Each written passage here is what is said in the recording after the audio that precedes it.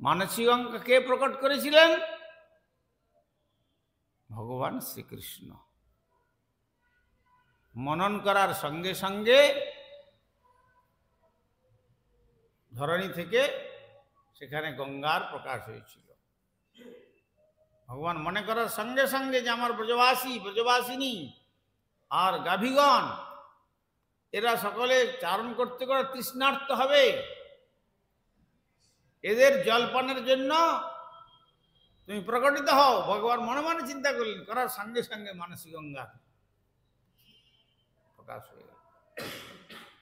এই জন্য কোন তীর্থেতে গিয়ে গঙ্গা, যমুনা, সরস্বতী, নর্মদা, সিন্ধু, কাবেরী, পুষ্কর, ত্রিবেণী, এসবেতে মহাত্মাগণ কখনো অবগাহন করেন না। কেন? দুটো বিচার। এক হচ্ছে দেবীর অঙ্গেতে আমি পদদেবে আমাকে স্নান করতে হবে।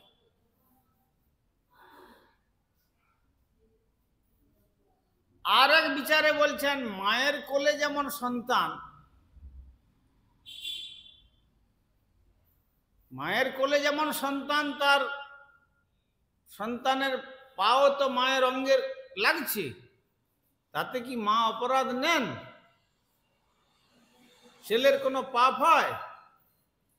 কিন্তু মায়ের অত্যন্ত স্নেহের জন্য সেখানে সন্তানের যেমন কোনো অপরাধ হয় না, তেমনি আবার সন্তান জ্ঞানে অজ্ঞ বালক রূপে নিজেকে পবিত্র করার জন্য মাতৃগর্ভে সেখানে স্নান করবার বিধি কেউ কেউ বর্ণন করেন। তথাপি শ্রী রাধাকুণ্ডের তীরে যখন প্রভুপাদ 84 ক্রোশ ব্রজমণ্ডল পরিক্রমা করেছিলেন ভক্ত সঙ্গে, তখন তিনি তার আশ্রিতজন তথা যাত্রীদের সকলকে উপলক্ষ করে বলেছিলেন, জানবেন এটি সাধারণ জল নন। ভগবান যেমন রসবৈষ, সেই রস আবার ঘনীভূত হয়ে কি হয়?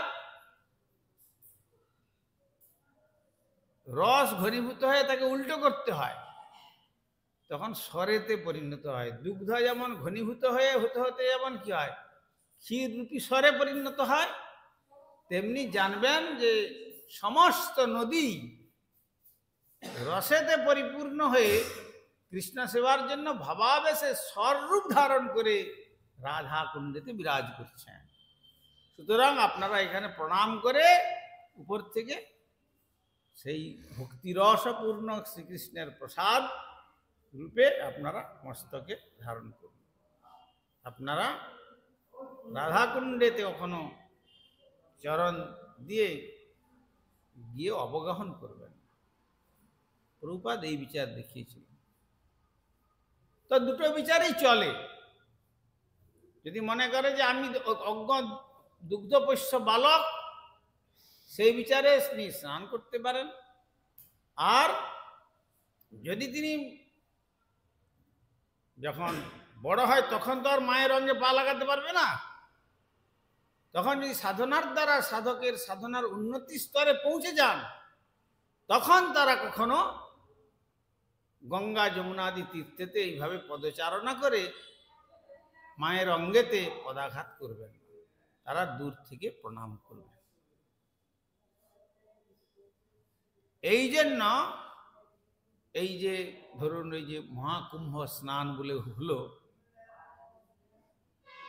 যারা বড় বড় মহাত্মা তারা ওই দণ্ডবত প্রণাম করে জল মস্তকে নিয়ে তার পরম পবিত্র বালুকা আদি এই সমস্তকে মর্যাদা প্রদান করেছেন। আর যারা মনে করেন যে আমরা তার বালক সন্তান, তারা স্নান করেছেন। দুটো ভাবেতে এইভাবে ভাবের উপর নির্ভর করে।